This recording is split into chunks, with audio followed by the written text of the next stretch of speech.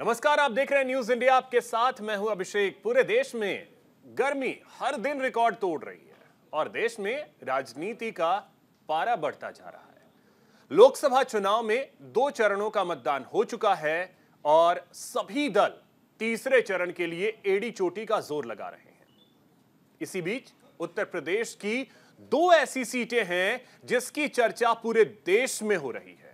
पक्ष हो या विपक्ष, सभी को इंतजार है अमेठी और रायबरेली से कांग्रेस की तरफ से मैदान में कौन होगा।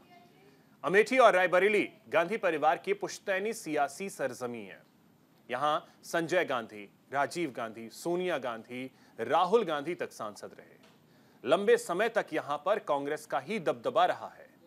अब भी यहां की पहचान गांधी परिवार के रूप में होती है, लेकिन इस बार कांग्रेस उम्मीदवारी से गांधी परिवार के गायब रहने की चर्चाएं तेज होती जा रही हैं।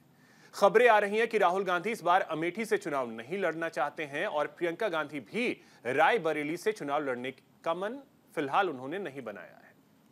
ऐसे में सवाल उठता है कि क्या दशकों बाद गांधी परिवार अमेठी और रायबरेली से चुनाव नहीं लड़ेगा। चर्चा आज इसी मुद्दे पर करेंगे। इससे पहले आपको सुनवाते हैं कि इस मुद्दे पर कांग्रेस नेता जयराम रमेश और केएल शर्मा ने क्या कुछ कहा है। कांग्रेस सेंट्रल इलेक्शन कमेटी ने कांग्रेस अध्यक्ष जी को पूरा अधिकार सौंपा है कि वो जल्द से जल्द अमेठी और रायबरेली के जो कांग्रेस पार्टी के उम्मीदवार हैं उसकी घोषणा करें। मेरा ये मानना है कि अगले 24 घंटे के अंदर कांग्रेस अध्यक्ष इसकी घोषणा करें।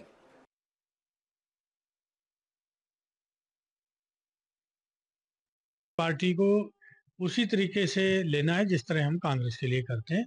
तो हमारी समन्वय समिति की मीटिंग हो जाएगी। तो पहले हमारे अध्यक्ष जी उनके कार्यालय पे जा रहे हैं, उनके फिर ब्लॉकों तक का हमारा समन्वय रहेगा उनके साथ में, फिर लास्ट में बूथ तक समन्वय रहेगा।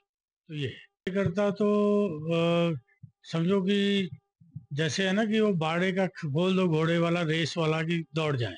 तो इनका सबका ये है कि जनता को जवाब देना इनको मुश्किल हो रहा है। तो चलिए इसी पे आज चर्चा करेंगे और समझने की कोशिश करेंगे कि आखिर सस्पेंस खत्म कब होगा। ये बॉलीवुड की फिल्मों को भी एक तरीके से कहें तो पीछे छोड़ रहा है। हमारे साथ इस समय डॉक्टर पूजा त्रिपाठी जी जुड़ गई हैं, प्रवक्ता हैं कांग्रेस की। पूजा जी, बहुत स्वागत है आपका न्यूज इंडिया पर। आगे हमारे साथ शुभेंदु जी जुड़ेंगे, प्रवक्ता है बीजेपी के। संदीप चौधरी जी भी हमारे साथ जुड़ेंगे, राजनीतिक विश्लेषक हैं। लेकिन पूजा जी, सबसे पहले आपके पास आते हुए समझना ये चाहूंगा कि आखिर ये सस्पेंस खत्म क्यों नहीं हो रही है। देखिए, सस्पेंस आज खत्म हो जाएगा। आपके सामने सेंट्रल इलेक्शन कमेटी जो है हमारी, जैसे खड़गे जी की अध्यक्षता में होती है, उसमें वो अमेठी और रायबरेली की सीट के नाम डिसाइड हो जाएंगे और पूरे मीडिया के सामने आ जाएगा। पर मुझे लगता है कि अमेठी और रायबरेली पर इतनी उत्सुकता, इतना मतलब जो इतना मीडिया फ्रेंजी है, वो सब तो अच्छी बात है, पर भाजपा से ये सवाल भी होना चाहिए कि वो कैसरगंज लोकसभा से कब अपना प्रत्याशी करेंगे और क्या वो बृजभूषण शरण सिंह, जो हमारे पहलवानों पर जिनके ऊपर आरोप लगे हैं, जिनका शोषण करने का, क्या उन्हें टिकट दिया जाएगा? क्योंकि बृजभूषण शरण सिंह क्लेम कर रहे हैं कि उनको कोई छू नहीं सकता, किसी की औकात नहीं है।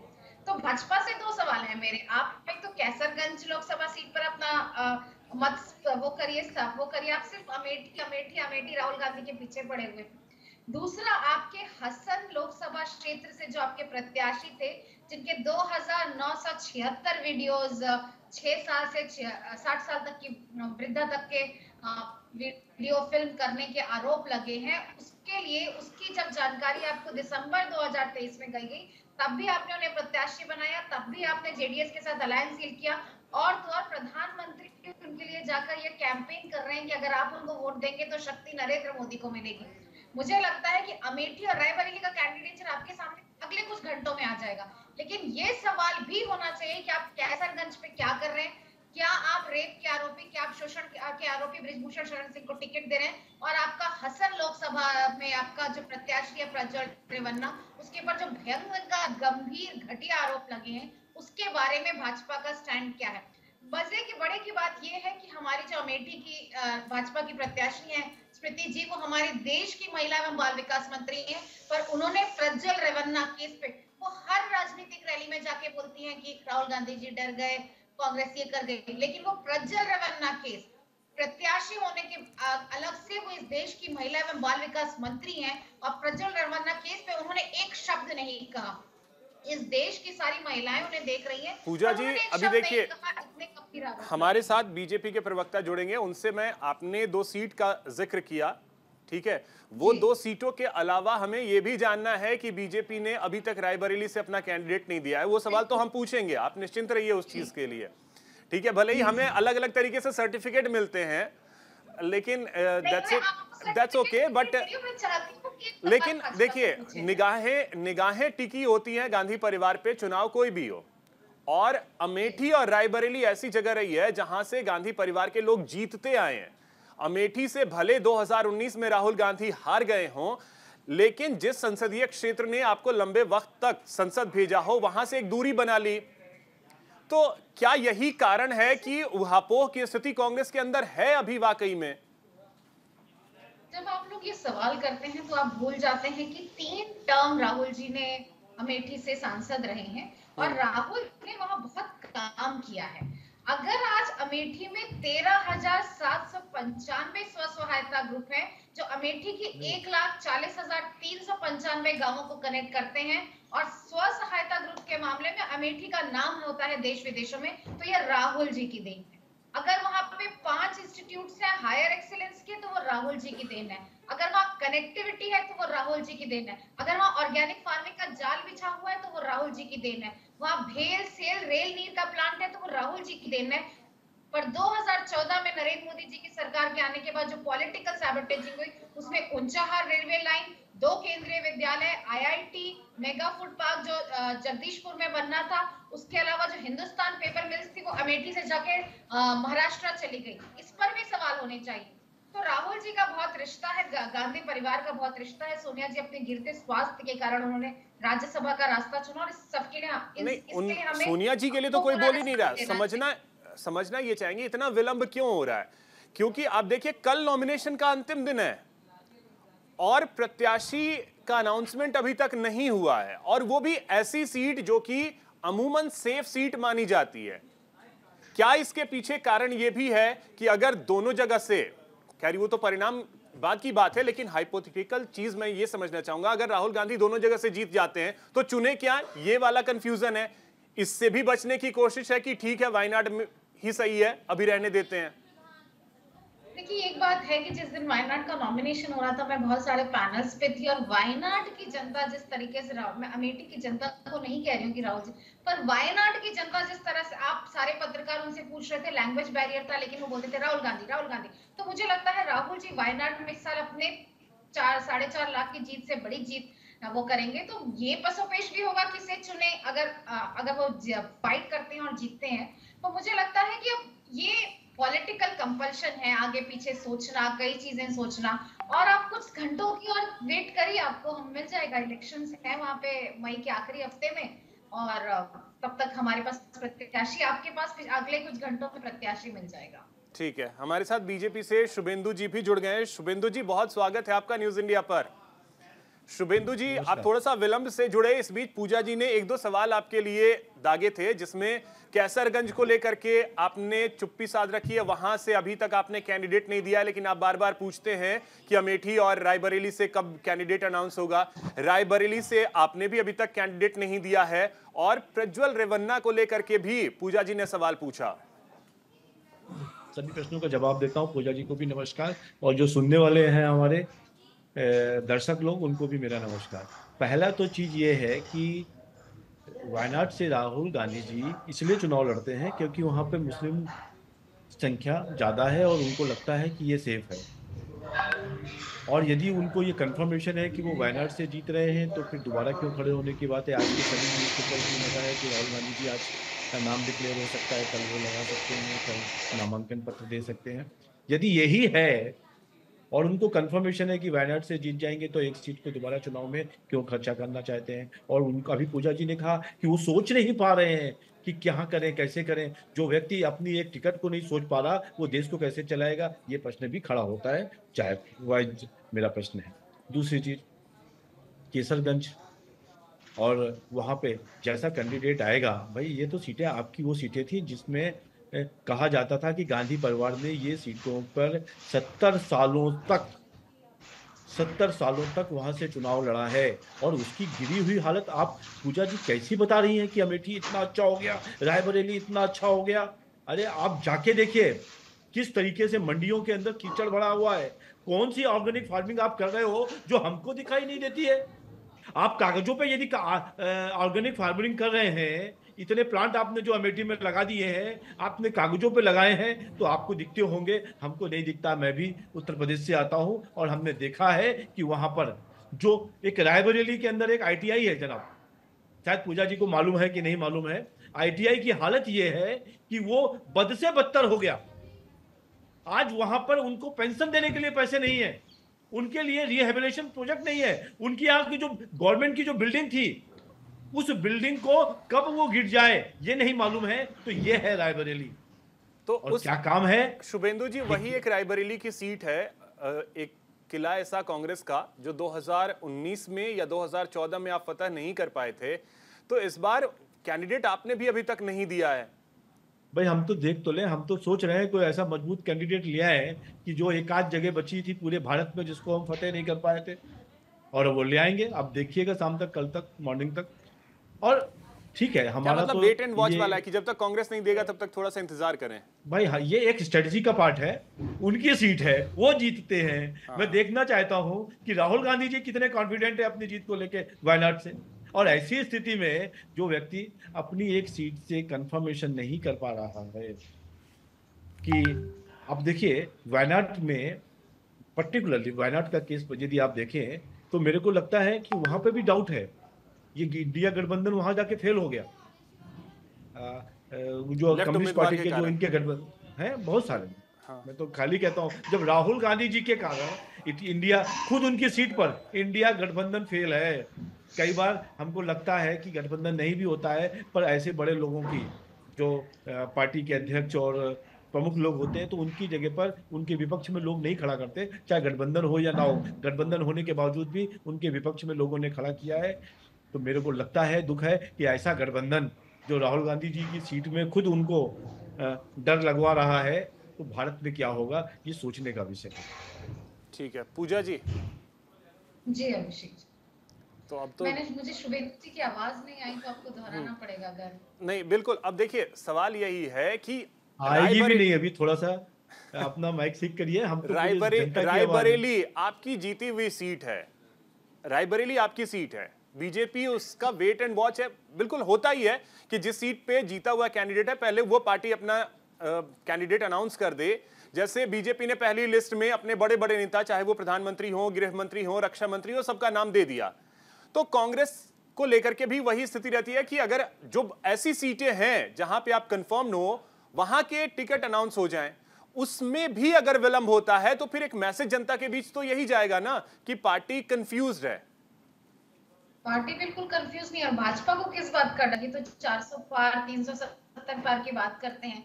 इन्हें तो लगता है कि कोई पुतला भी खड़ा हो जाएगा तो नरेंद्र मोदी जी के नाम पर जीत जाएगा। तो इन्हें क्या वेट एंड वॉच, इन्हें क्या प्रत्याशी देखना, ये तो किसी को भी खड़ा कर दे। तो ये काहे के लिए वेट एंड वॉच कर रहे हैं रायबरेली में? इन्होंने अभी तक अपना कैंडिडेट डिक्लेयर नहीं किया। मुझे ये लगता है कि भाजपा जिस तरीके से, जिस दिन से आप देखिए अभिषेक मैनिफेस्टो, उस दिन से उसके अगले दिन प्रधानमंत्री हो, योगी आदित्यनाथ जी हो, अमित शाह जी हो, हर कोई, हर राजनीतिक मंच से सिर्फ हमारे मैनिफेस्टो की बात कर रहा है। ये अपने मैनिफेस्टो की बात नहीं कर रहे हैं, क्योंकि इनको पता है इनका मैनिफेस्टो सिर्फ मोदी जी का एक फोटो एल्बम है, डिफरेंट पोजेस में, कपड़ों में, एंगल्स में। लेकिन ये सिर्फ हमारे मैनिफेस्टो की बात कर रहे हैं और अखंड झूठ बोले पड़े हैं। चाहे वो मुस्लिम लीग की बात हो, चाहे वो मंगलसूत्र की बात हो, चाहे वो इनहेरिटेंस टैक्स की बात हो, सिर्फ। और अब 400 पार का टेनर चला गया है इलेक्शन के स्पीचेस से, अब ये आरक्षण पर आ गए हैं। तो भाजपा जिस तरीके से डरी हुई है, हताशा में है कि उनके पैरों के नीचे से जमीन निकल रही है, इसीलिए उन्होंने पूरी वेट एंड वॉच की स्ट्रैटेजी पड़ी है। अगर ये इतने ही कॉन्फिडेंट है तो ये डिक्लेयर करते हैं अपना कैंडिडेट। मैं नहीं तो पूजा जी, मैनिफेस्टो की बात तो आपके मंच से भी नहीं हो रही है ना, मैनिफेस्टो की बात तो आपके मंच से भी नहीं हो रही है। आपके मंच से बात हो रही है कि हमारे मन से हमारे मैनिफेस्टो की बात हो रही है अभिषेक जी। हम नहीं अगर नहीं बात करते हैं मैं जैसे आपने कहा, आपको राहुल गांधी जी ने क्या कहा था, राहुल गांधी जी ने क्या कहा कि 50% आरक्षण का कैप हम तोड़ देंगे। आप ये बताइए कि क्या मैनिफेस्टो में वो है? कांग्रेस और इंडिया अलायंस जब सरकार में आएगी तो हम सोशियो इकोनॉमिक का सर्वे कराएंगे और नहीं, जिसकी वो जिसकी सर्वे अलग बात है, हिस्सेदारी सर्वे अलग है। पूजा जी, सर्वे अलग है। राहुल गांधी ने आरक्षण को लेकर बोला था कि 50% का कैप हम तोड़ेंगे। आप ये मुझे बताइए, मैनिफेस्टो में कैप तोड़ने की बात है? ये देखा कि चाहे मीडिया हो, चाहे ब्यूरोक्रेसी हो, चाहे राजनीति हो, चाहे अधिकारी हो, हर रिप्रेजेंटेशन पूजा जी, जरा सा आपको रोक रहा हूं, कम है, तो इसलिए जरा सा आपको रोक रहा हूं। मैं आता हूं आपके पास। इस समय प्रधानमंत्री नरेंद्र मोदी गुजरात के आणंद में एक चुनावी रैली को संबोधित कर रहे हैं, सुनवाते हैं। जीरो बैलेंस से खोलने का निर्णय किया, जो बैंक के दरवाजे तक गरीब देख नहीं सकता था, आज गरीब बैंक में जाकर के हाथ मार करके उसके साथ कारोबार करने लगा है। साथियों, 2014 में जब आपने आपके इस बेटे को गुजरात से दिल्ली भेज करके देश की सेवा करने का आदेश दिया, उस समय बड़े विद्वान अर्थशास्त्री देश के प्रधानमंत्री थे। उनके बाद मुझे मौका मिला, जब उन्होंने छोड़ा था तब देश दुनिया में 11 नंबर की इकोनॉमी थी, 11 नंबर। हमारा नंबर 11 पर था।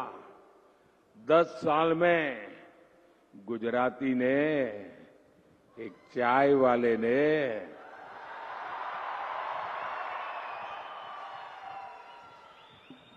देश की इकोनॉमी को 11 नंबर से 5 नंबर पर पहुंचा दिया। कांग्रेस के चलते दशकों तक देश के संविधान के साथ भांति भांति के खिलवाड़ हुए। आप चौंक जाएंगे भाइयों बहनों, सरदार साहब जल्दी चले गए, उसके कारण देश को बहुत नुकसान हुआ है। और मेरे मन में कसक है कि सरदार साहब के सपने भी पूरे करने की कोशिश करो।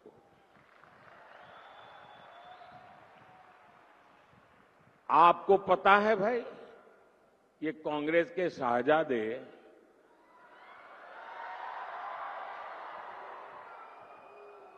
माथे पर संविधान रख करके नाच रहे हैं आजकल, देखा होगा आपने। लेकिन जरा कांग्रेस मुझे जवाब दे, जिस संविधान को आज माथे पर रख करके नाच रहे हो, क्या इस देश में 75 साल तक हिंदुस्तान के सभी हिस्सों पर ये संविधान लागू नहीं होता था? मोदी के आने के पहले इस देश में 2 संविधान चलते थे, 2 झंडे चलते थे, 2 प्रधानमंत्री थे। ये संविधान माथे पर लेकर के नाचने वाले शाहजादे आपकी पार्टी कांग्रेस ने, आपके परिवारजनों ने देश में संविधान लागू नहीं होने दिया था। कश्मीर में हिंदुस्तान का संविधान लागू नहीं होता था। धारा 370 दीवार बन के बैठी थी। ये सरदार पटेल की भूमि से आए हुए बेटे ने उस 370 को भी जमींदोज कर दिया और सरदार साहब को सबसे बड़ी श्रद्धांजलि मैंने दी है।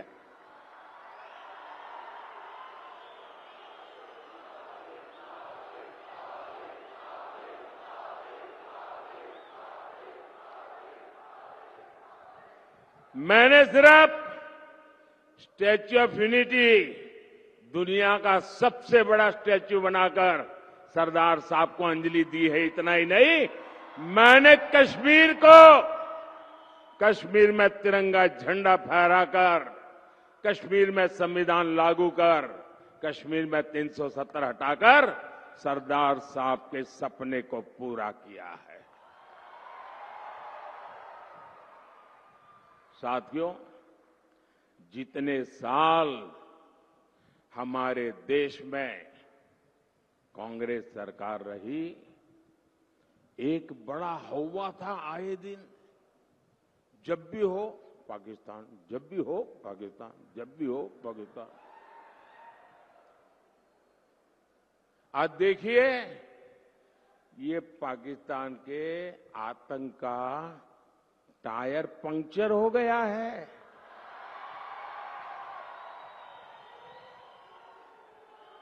जो देश कभी आतंकी एक्सपोर्ट करता था, वो आटे के इंपोर्ट के लिए दर दर भटक रहा है।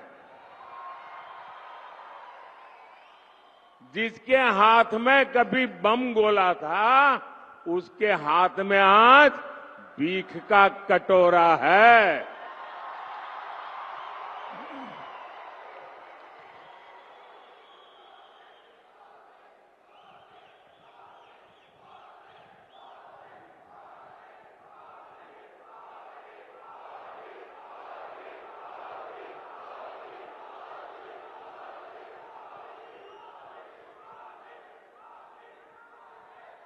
कांग्रेस की कमजोर सरकार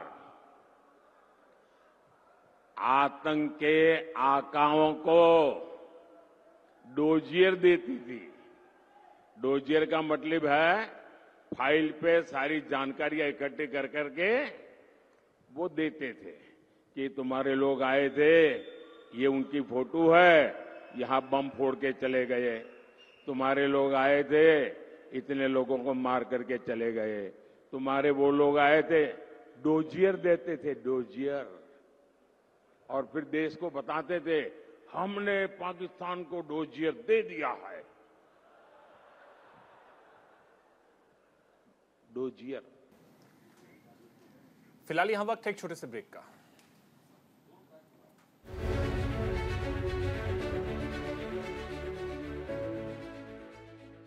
ब्रेक के बाद एक बार फिर से आप सभी का स्वागत है। तो चलिए अब वापस हम रुक करते हैं चर्चा की ओर। पूजा जी आपके पास आ रहे हैं, बात आप अपनी पूरी कीजिए, फिर मैं आगे बढ़ता हूं। अभिषेक जी, अभी मैं प्रधानमंत्री सुन रही थी, सरदार पटेल जी का सपना पूरा श्रद्धांजलि देने की कर रहे थे, 11वीं से 5वीं कॉन्फ्रेंस कर रहे थे। आज देश बेरोजगारी के दर्द से झेल रहा है। पिछले 45 सालों में सबसे ज्यादा बेरोजगारी है। तो जैसे जॉबलेस ग्रोथ के नाम पर अपना डंका पीट रहे हैं, आज देश में हर दूसरा युवा बेरोजगार। देश के युवाओं में 80% करीब बेरोजगार है, ये हम नहीं, वर्ल्ड बैंक की रिपोर्ट कहती है। तो मुझे लगता है कि प्रधानमंत्री जी को जब वो मंच पे खड़े होकर अपने खुद की पीठ थपथपाते हैं, चाय वाला और गुजरात के पुत्र ने, और ऐसा तो उन्हें इस पर भी जवाब देना चाहिए कि आने वाले रोडमैप में उनके मैनिफेस्टो में बेरोजगारी का सिर्फ एक जगह जिक्र है, पूरे पीडीएफ में सर्च कर लीजिए, ना बेरोजगारी ना महंगाई। पाकिस्तान की बात करते वो हमें ये भी बताएं कि सैटेलाइट इमेजेस में ये दिख रहा है कि सियाचिन में चाइना ने रोड बना ली है। ये भी पता है कि लद्दाख में जहाँ चलो 1000 लोग सोनम वांगचुक के लीडरशिप प्रदर्शन कर रहे हैं, के साथ सरकार का कोई कन्वर्सेशन क्यों नहीं है, वो ये भी बताए। वो सरदार जी को श्रद्धांजलि देने की बात करते हैं, बहुत अच्छी बात। मैं तो कहती हूँ सरदार जी ने आरएसएस पे बैन लगाया था, अगर सरदार जी को पूरी श्रद्धांजलि देनी है, वो भी आज आरएसएस पे बैन लगा दें अपने, अगर टाउन में आते हैं। तो जिस तरीके से हर राजनीतिक मंचों से सिर्फ अपनी पीठ थपथपाना, सिर्फ कांग्रेस को गालियां देना, आपने कहा हम अपने मैनिफेस्टो नहीं करते, हम अपने मैनिफेस्टो की बात कर रहे हैं अभिषेक जी। अगर हम एमएसपी को लीगलाइज करने की बात करते हैं, अगर हम शहरी रोजगार गारंटी की बात करते हैं, अगर महिलाओं के हाथ में पैसे देने की बात करते हैं, अगर हम मिनिमम लेबर 400 रुपए की बात करते हैं, और अगर हम पूजा जी मंच से ये चीजें गायब होती है ना। पूजा जी मंच देखिए, मंच से वो चीजें गायब होती हैं, मंच से तो बात होती है। अभिषेक जी, हम शुरू करते हैं युवाओं को पहली गारंटी रोजगार की देने की, हम शुरू करते हैं महिलाओं को 50% जॉब में आरक्षण देने की बात करने की, हम शुरू करते हैं 25 लाख तक आपको स्वास्थ्य बीमा देने की बात करने की, हम बात करते हैं सोशियो इकोनॉमिक क्लास सर्वे की। पर वो तो लिखित है, वो तो लिखित जो कागज में लिख गया वो लिख गया, लेकिन बयानों में वो चीजें दिखती नहीं है। बयानों में तो आता है कि हम, बयान में भी पूजा जी हम तो वही बाइटें प्ले करते रहते हैं। हम भी तो उम्मीद करते हैं कि मंच से बातें ये निकल करके आएंगी। बाइट हमें जो दिखती है उसमें तो ये दिखता है कि हम 50% के कैप को तोड़ देंगे। आप मुझे बताइए 50% के कैप को आप कैसे तोड़िएगा? 50% के कैप को कैसे तोड़िएगा? संभव है ये?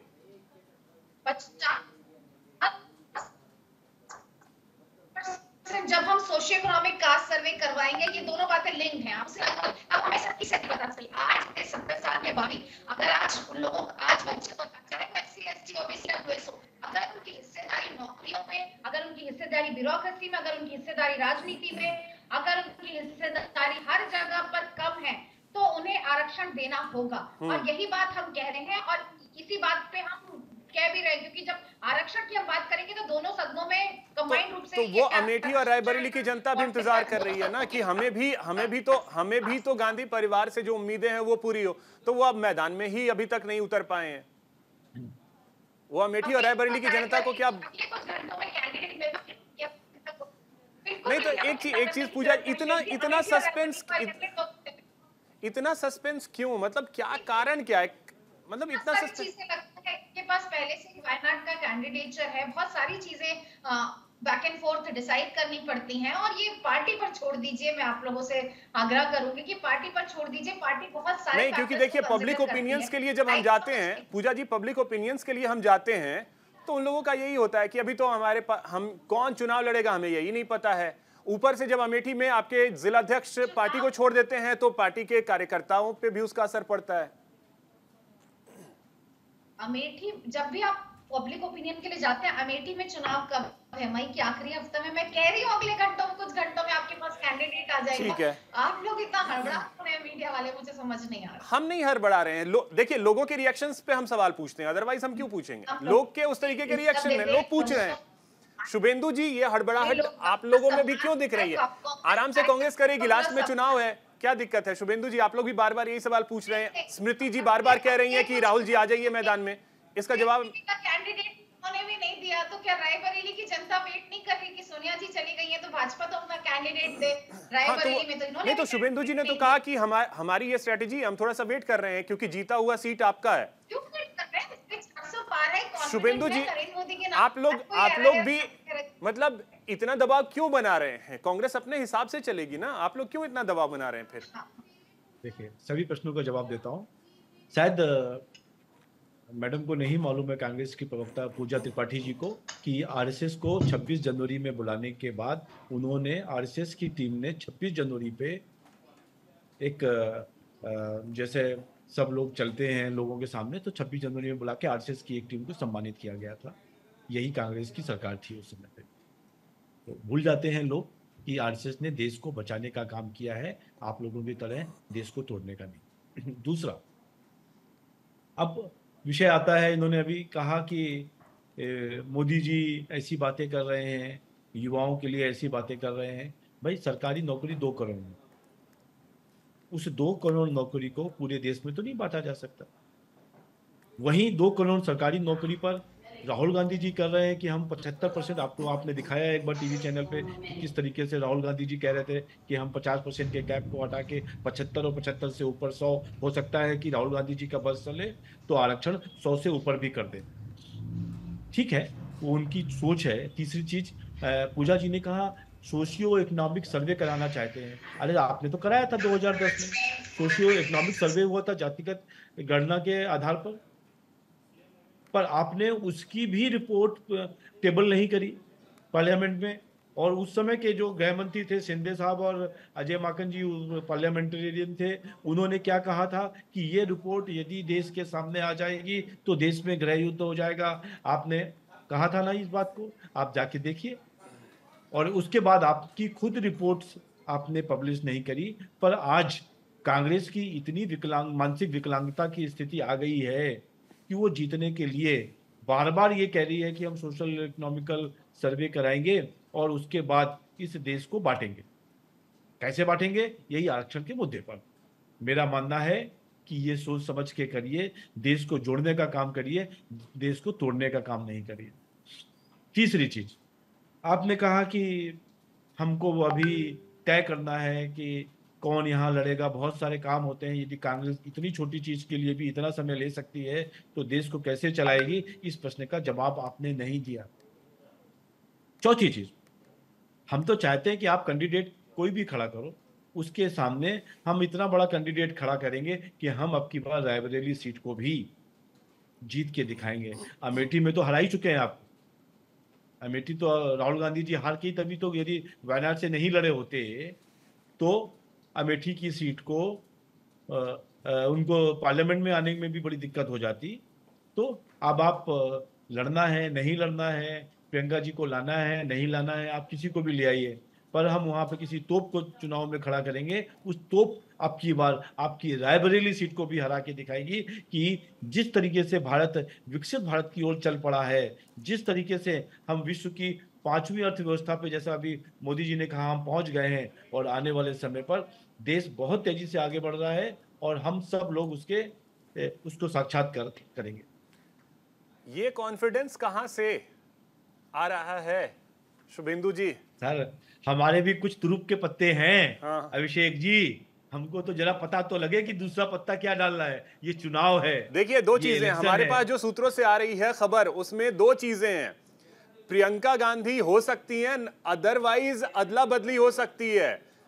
रायबरेली से राहुल गांधी दिख सकते हैं, ये भी खबर है सूत्रों के हवाले से। भाई कहीं से खड़ा करें, हमारे पास तुरुप के पत्ते हैं। यदि वो कहीं से भी खड़ा करें, हम उनको हराने का पूरा प्रयास करें। पूजा जी, क्या ये जो हमारे पास सूत्रों से खबर आ रही है, क्या कुछ ऐसा चल रहा है? अगर आप दें तो हम ब्रेकिंग फायर करें। नहीं, ऐसा कुछ भी। आप लोग अपने सूत्र जितने परम्यूटेशन कॉम्बिनेशन लगा रहे हैं, मैं भी हैरान हूँ। कभी कोई किसी को कहीं से लड़ा देता है। अभी आपके सूत्र से ही मुझे पता चला कि रायबरेली से। तो मैं कह रही हूँ, प्लीज आपसे रिक्वेस्ट है कि आप कुछ घंटे इंतजार कर दीजिए। सारे सूत्र अब देखिए मैम, ब्रेकिंग के लिए इंतजार तो नहीं होता है, आपको भी पता है। ब्रेकिंग के लिए इंतजार, खबर मिलेगी तो मैं सबसे पहले न्यूज इंडिया को बताऊंगी फोन करके। तो मतलब ब्रेकिंग चला, मतलब ये नहीं है। मैं कोई कमेंट नहीं कर रही हूँ अभिषेक। नहीं, लेकिन ये देखिए, सबसे बड़ी बात है विलंब का कारण क्या है? क्योंकि वायनाड से जीत हार जो भी हो, क्योंकि कई जगहों से छन के खबरें यही आई कि राहुल गांधी के सामने असमंजस की स्थिति यही है कि अगर वो दोनों जगह से जीत जाते हैं तब क्या होगा? क्या वो वायनाड छोड़ेंगे या अमेठी छोड़ेंगे? क्योंकि स्मृति ईरानी बार बार ये कह रही हैं कि राहुल जी आइए। स्मृति ईरानी तो ताल ठोक करके बुला रही हैं, और दोनों से हार गए तो मुझे लगता है अभिषेक जी, स्मृति ईरानी को महिला में बाल विकास के अलावा एक और मंत्रालय दे देना चाहिए। वो होना चाहिए राहुल गांधी ऑब्सेशन मंत्रालय। वो राहुल गांधी जी से ऑब्सेस्ड हैं। क्या राहुल गांधी परिवार से यहाँ कोई आया था कि आपको किसी ने कुछ दिया था? बल्कि बनस्पत उसके बरक्स उसके गांधी परिवार कभी स्मृति ईरानी पर कोई कमेंट नहीं करता। वो सोते जागते हर राजनीतिक मंचों से कमेंट करती हैं, करें। वो एक प्रत्याशी है, आपको राजनीतिक अटैक करने की पूरी छूट है। पर वो प्रज्वल रेवन्ना केस पर भी बोलते हैं। वो इस देश के पूजा जी, ऑब्सेशन में देखिए, आपको याद होगा 2014 में राहुल गांधी को अमेठी से जीत मिली और स्मृति ईरानी को हार मिली। उसके बाद 2014 से 2019 तक रायबरेली में एक तरीके से कहिए तो डेरा जमा लिया था स्मृति ईरानी ने, और राहुल गांधी 2019 में हारे और उसके बाद वहां से वो दूरी बना लेते हैं। तो मुझे बताइए, 2019 में जब अमेठी से स्मृति ईरानी जी जीतती हैं राहुल गांधी को हरा के। हाँ। इसमें कोई वो बात तो है नहीं। वो जीतते हैं तो वो जीतने वाले व्यक्ति की तरह व्यवहार क्यों नहीं करती? जब देखो यही बात करती हैं, गांधी परिवार से कोई आया था वो चाट वाले से पूछती हैं, अब वो राशन देते वक्त पूछती हैं गांधी परिवार से राशन मिलता था। मुझे बताइए क्या ये जीते हुए कैंडिडेट का निशानी है? आपने ताल ठोक के जीता, आपने मेहनत की, उस पे मैं आपकी पूरी इज्जत करती हूँ, पर जिस तरीके से आप महिला मामलों पर चुप रह के उत्तराखंड के सवाल पूछते हैं रिपोर्टर, तो स्मृति ईरानी जी भाग खड़ी होती हैं। अंकिता भंडारी के माता पिता रोड पे बैठ के अपनी बेटी के लिए इंसाफ होते हैं, स्मृति ईरानी जी भाग खड़ी होती हैं। स्मृति ईरानी जी मोदी जी के 5 वीडियो रिट्वीट करती हैं, लेकिन स्मृति ईरानी जी प्रज्वल रेवन्ना केस पर एक शब्द नहीं बोलती। स्मृति ईरानी जी को सबसे पहले तो या तो अपने मंत्रालय से इस्तीफा देकर सिर्फ अपना राहुल गांधी ऑब्सेशन के मंत्रालय को संभालना चाहिए।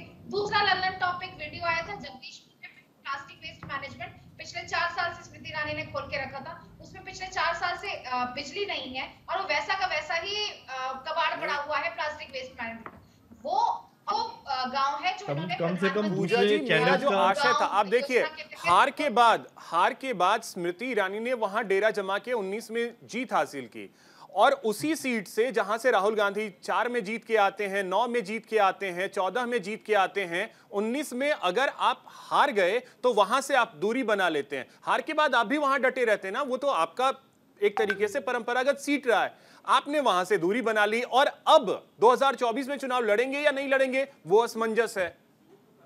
वो असमंजस आपको कुछ घंटों में पता चल जाएगा। और जहां तक बात है दूरी बनाने की, ऐसा कुछ नहीं। राहुल जी भी एक राष्ट्रीय नेता है। स्मृति ईरानी भले अपनी राष्ट्रीय जिम्मेदारियां नहीं निभाती है, पर राहुल जी ने निभाई है। वो भारत जोड़ो यात्रा उन्होंने की है, भारत जोड़ो न्याय यात्रा की है। और मैं कह रही हूँ जितना काम अमेठी में राहुल जी ने कराया है वो स्मृति ईरानी जी ने नहीं कराया, वो जितना भी क्लेम करें। और अमेठी और रायबरेली का गांधी परिवार से खास इमोशनल रिश्ता कुछ घंटों काम कराया होता तो आप जीत जाते, यदि काम कराया होता तो जीतते पूजा जी। पर जो ऑप्शन दिया है अभिषेक जी ने कि यदि दोनों जगह से जीत गए तो कौन सा छोड़ेंगे, पर मेरा क्वेश्चन ये, दोनों जगह से हार गए तो क्या होगा पूजा जी? पूजा जी मेरी आवाज आ रही है आपको? मुझे पूजा जी की आवाज नहीं आ रही, तो आपको दोहराना पड़ेगा अभिषेक जी। अब पूजा जी देखिए, मैंने तो ऑप्शन ये दिया था कि अगर दोनों जगह से जीत गए राहुल गांधी तो कौन सी सीट छोड़ेंगे, लेकिन शुभेंदु जी का ये कहना है अगर दोनों जगह से हार गए तब क्या होगा? देखिए वायनाड से तो शुभेंदु जी को मैं बता देना चाहती हूँ कि वायनाड से इस सारे लोकसभा कॉन्स्टिट्यूएंसीज के सबसे बड़े मार्जिन से राहुल जी जीतेंगे। और ये मैं आज आपको लिख कर दे रही हूँ, क्योंकि जिस तरीके से वायनाड की जनता उन्हें प्यार करती है, जिस तरीके से उनसे मोहब्बत करती है, वो दिखता है। वो मैं वायनाड 5 साल में कितनी बार गए? 5 साल में कितनी बार गए? वो करने की जरूरत नहीं है। 5 साल में कितनी बार गए? की बात अमेठी रायबरेली की बात है, अभी आपके सामने कैंडिडेचर आएगा और हम 4 जून को देख लेंगे। मेरा क्वेश्चन दूसरा है, वायनाड में चलो वायनाड का तो इलेक्शन हो गया है। मोदी जी भी अगर वायनाड में राहुल जी के सामने खड़े होते तो राहुल जी जीतते और मोदी जी को हार का सामना करना पड़ता। बहुत अच्छी बात। पर मैं ये पूछना चाहूंगा, वायनाड की जनता, मैं ये पूछना चाहूंगा कि अमेठी में तो गए नहीं है, वायनाड में शुभेंदु जी देखिए, चुनौतियां आप भले ही कंग्रेस के लिए कह लें, चुनौतियां आपके लिए भी है। आप रायबरेली से तो कैंडिडेट अभी ठीक है, आपने कहा कि वो हम वेट कर रहे हैं, लेकिन वहीं आपके लिए उत्तर प्रदेश से कैसरगंज है, वहां से चुनौतियां आपके लिए खड़ी हो गई हैं। क्योंकि अभी जो हमारे पास सूत्रों से खबर आई, 3 पेपर खरीदे हैं बृजभूषण शरण सिंह ने, और वो कह रहे हैं कि किसी की औकात नहीं उनको छूने की। ये भी आप सवाल पूछ लीजिए, वो पब्लिकली इंटरव्यू दे रहे हैं। देखिए समय पता चल जाएगा। हो सकता है इतने बड़े चुनाव में एक आध सीटें तो हमारे लिए इम्पोर्टेंट होती हैं और उसमें हमको कंफ्यूजन भी हो सकता है, पर जो देश का बड़ा, कांग्रेस का बड़ा नेता, जिसके गांधी परिवार का नेता हो, उसको कंफ्यूजन हो तो बड़ा चिंता वाला विषय है पूजा जी। और इस चिंता के अंदर मेरा ये कहना है कि यदि इतना कंफर्म हो, आप इतना कंफर्म हो कि वायनाड से जीत रहे हैं, कोई नहीं जीत सकता, मोदी जी भी खड़े हो जाए तो भी नहीं जीत सकते, तो मैं कह रहा हूं फिर दूसरी बार दूसरी जगह से टिकट क्यों ले रहे हैं?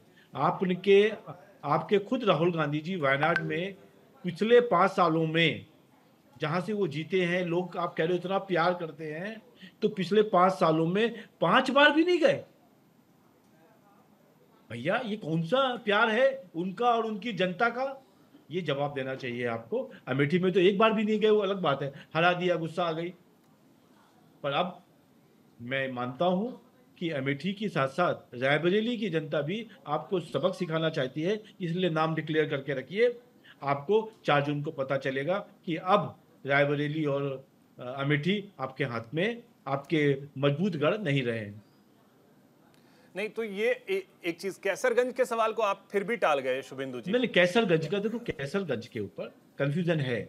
हम जो हमारे वहाँ के एमपी हैं जो रहे थे, उनके ऊपर केस चल रहा है और उस पूरे केस के रहते हुए अभी तक हमने डिसाइड नहीं किया होगा, संगठन ने डिसाइड नहीं किया होगा, पर हम आज शाम तक उसको क्लियर करेंगे।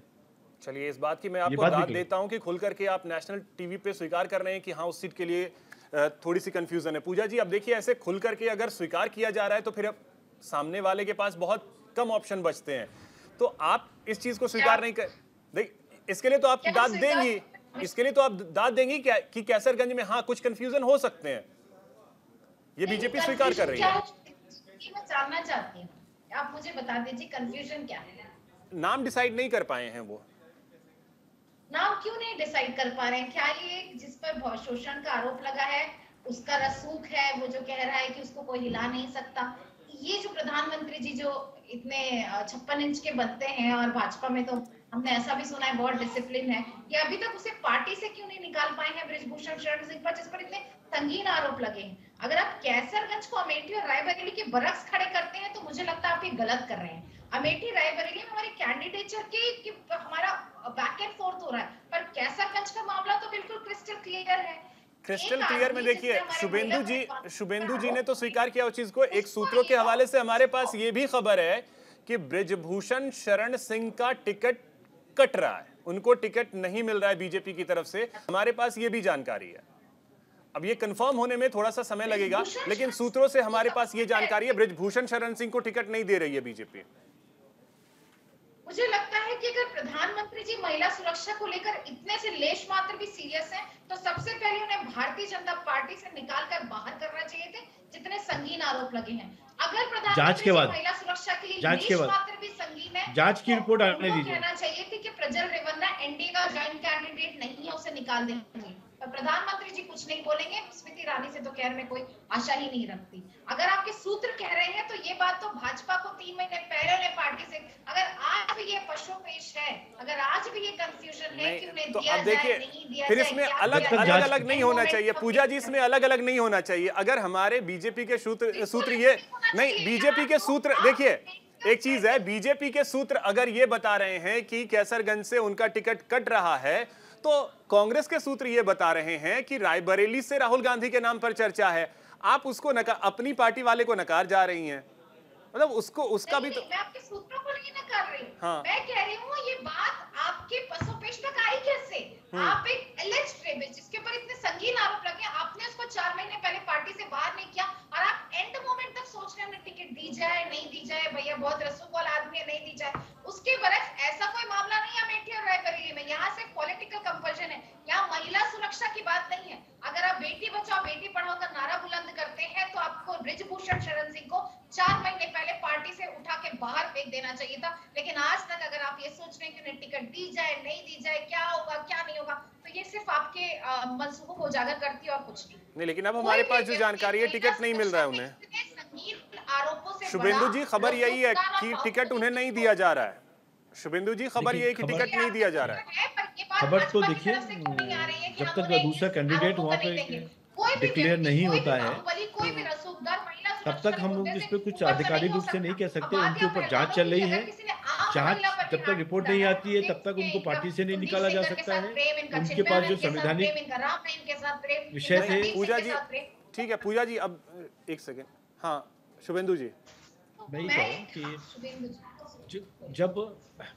जब उनके पास जो भी संवैधानिक पोजीशन थी, उनके ऊपर आरोप लगे, जांच हो रही है, जांच में जैसा पाया जाएगा उसके हिसाब से पार्टी डिस्कशन करेगा बृजभूषण शरण जी के लिए। दूसरा, हम जब तक अपना डिक्लेयर नहीं करते नाम, तब तक तो ये कयास लगाई जा सकता है कि उनको मिल रहा है नहीं मिल रहा है, और वेट कर लीजिए थोड़ा समय का।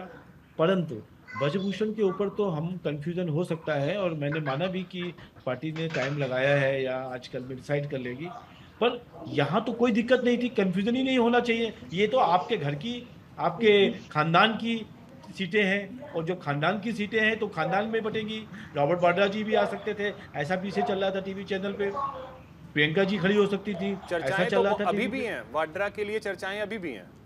हाँ, तो मैं ये कह रहा हूँ कि जब परिवार में ही 3 ही 4 लोगों में बंटना है खानदानी सीटें, तो आप तो खानदान में कोई कंफ्यूजन है तो बता दीजिए कि बाड्डा साहब कह रहे हैं मैं लड़ूंगा, प्रियंका जी कह रही है मैं लड़ूंगा, सोनिया जी कहती है मैं झगड़े में नहीं पड़ना चाहती इन दोनों लोगों के, राहुल गांधी जी बोले मैं ही लड़ सकता हूँ क्योंकि अमेठी से जीत नहीं सकता तो वहां से खड़ा हो जाता हूँ। तो ये सब चीज़ों के ऊपर आप एक बार बता दीजिए कि ये खानदानी झगड़ा है या कंफ्यूजन है कांग्रेस को भी कि इन तीनों में से किसको खड़ा करें। मतलब परिवार में भी झगड़ा? हाँ हाँ बिल्कुल है। प्रियंका जी को चुनाव में, उत्तर प्रदेश के चुनाव में नहीं जाने दिया लास्ट तक, जबकि वो बाद में राहुल गांधी जी ने कहा कि हमसे बड़ी नेता ना बन जाए तो प्रियंका जी को पीछे रखा जाता है, बहुत सारी जगहों पर चुनाव में लाया जाता है। आप कांग्रेस के लोगों से पूछिए ना, सब बताते हैं, कांग्रेस के बड़े नेता यही कहते हैं कि जो प्रियंका जी से काम करने के लिए पूछा जाए तो राहुल गांधी जी मना कर देते हैं और राहुल गांधी जी के काम को प्रियंका जी मना कर देती हैं। तो ऐसा यदि एक ही घर में झगड़ा है, कंफ्यूजन है खानदानी सीट के ऊपर, बंटवारे को लेकर, वसीयत को लेकर, सीट की वसीयत को लेकर, तो जवाब तो देना ही पड़ेगा आपको। पूजा जी, क्या ये शुभेंदु जी एक गंभीर आरोप लगा रहे हैं कि परिवार के अंदर ही खींचतान है टिकट्स को लेकर? शुभेंदु जी परिवार की चर्चा न करें, चिंता न करें, परिवार बिल्कुल क्लोज नेट है। परिवार ये मोदी का परिवार नहीं है फेक, ये परिवार एक गांधी परिवार है और उसमें कोई कैसा परिवार है सबको मालूम है, वाड्रा जी के साथ कैसा परिवार है सबको मालूम मिल जाएंगे। जहाँ तक रॉबर्ट वाड्रा जी की बात है, वो कांग्रेस के प्राथमिक सदस्य भी नहीं है, तो उनका कैंडिडेचर की बात नहीं होनी चाहिए। और वो इनकी पर्सनल कैपेसिटी में कमेंट था जिसका मीडिया ने उसको उठाना शुरू कर दिया।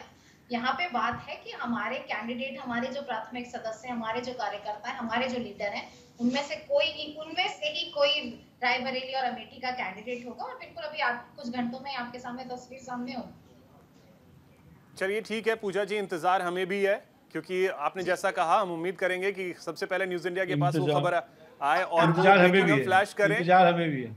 बिल्कुल इंतजार इसी चीज का है कि अमेठी और रायबरेली से कांग्रेस अपना उम्मीदवार किसे बनाती है। पूजा जी और शुभेंदु जी, आप दोनों का बहुत शुक्रिया हमारे साथ जुड़ने के लिए और बातचीत करने के लिए। तो देखिए, अमेठी हो या रायबरेली, इन दोनों लोकसभा सीटों पर कांग्रेस अपना प्रत्याशी किसे बनाएगी, इसको लेकर एक तरीके से कहें तो सस्पेंस बना हुआ है। यह सस्पेंस खत्म आज संभव है कि हो जाए, नहीं तो कल तो कंफर्म है कि सस्पेंस खत्म हो जाएगा क्योंकि कल 3 बजे तक ही नामांकन हो सकता है अमेठी और रायबरेली में।